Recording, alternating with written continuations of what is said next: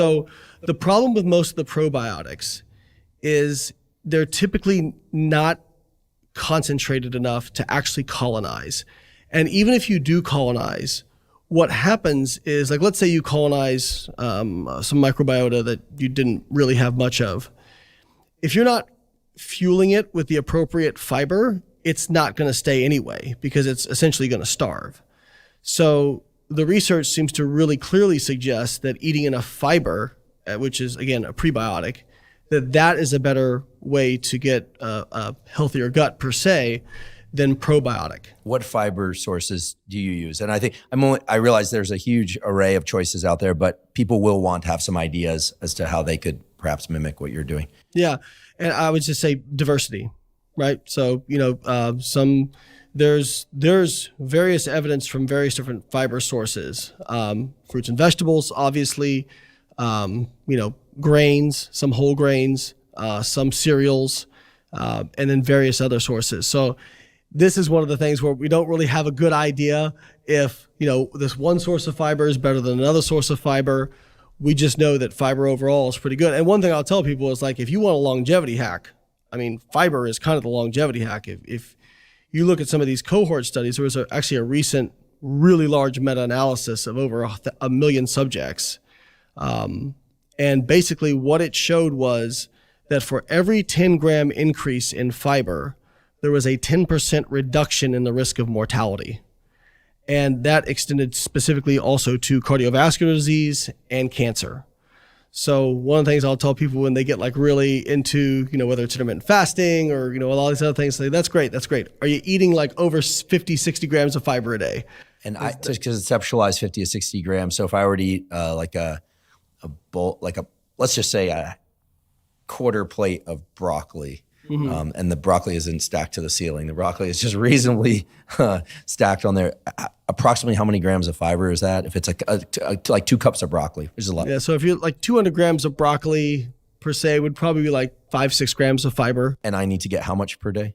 Well, ideally, I would say typically what the recommended dose is 15 grams per 1,000 calories intake. Because if you're eating, low calories, it's difficult to get enough fiber in.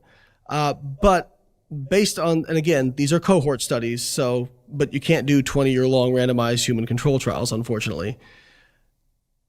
There doesn't really appear to be a top end, at least for the benefits of fiber. It probably boils down to how much you can tolerate without feeling uncomfortable, right? Because if you're eating a ton of fiber, at some point, it's not going to be very comfortable. Yeah, exercise becomes uncomfortable or hazardous, yeah. And actually, kind of touching on that because I think it is important. A lot of people have kind of, in the carnivore community, said, well, you don't need fiber. You poop just fine without it. And I'll always say, well, pooping is the last reason to have fiber. Yes, it does help. It does seem to make elimination easier. You can, do it more frequently, adds bulk to stool. But that's not why you should eat fiber. Why you should eat fiber is because of the effects on mortality. And some of the pushback will be, well, this is healthy user bias. And what I'll say is, meaning healthy people do this and therefore it's working. Healthy people eat more fiber and therefore, okay, yeah. And there's something to that. But if it was just healthy user bias, typically you would see some disagreement between the studies. And a great example of that is red meat. So not every study shows red meat has an association with cancer and mortality. There's differences depending on the population used, depending on what they define as high red meat, low red meat, whether it's processed, unprocessed.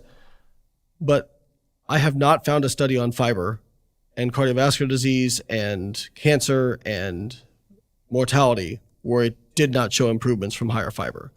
So to me, that suggests that effect is real.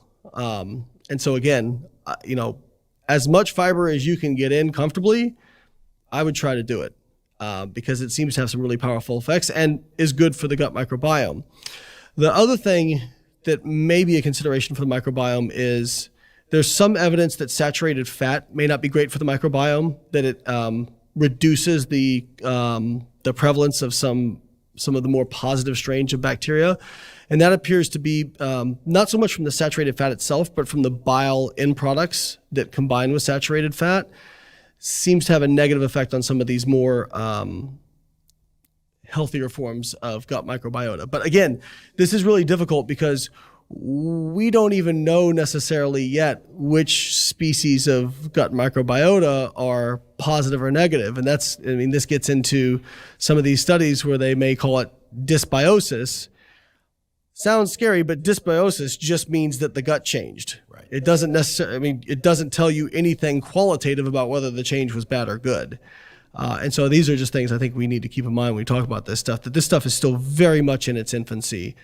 But in terms of the big levers, it pretty much fits with what we know about a healthy lifestyle. Exercise, don't eat too much, consume a good amount of fiber from diverse sources.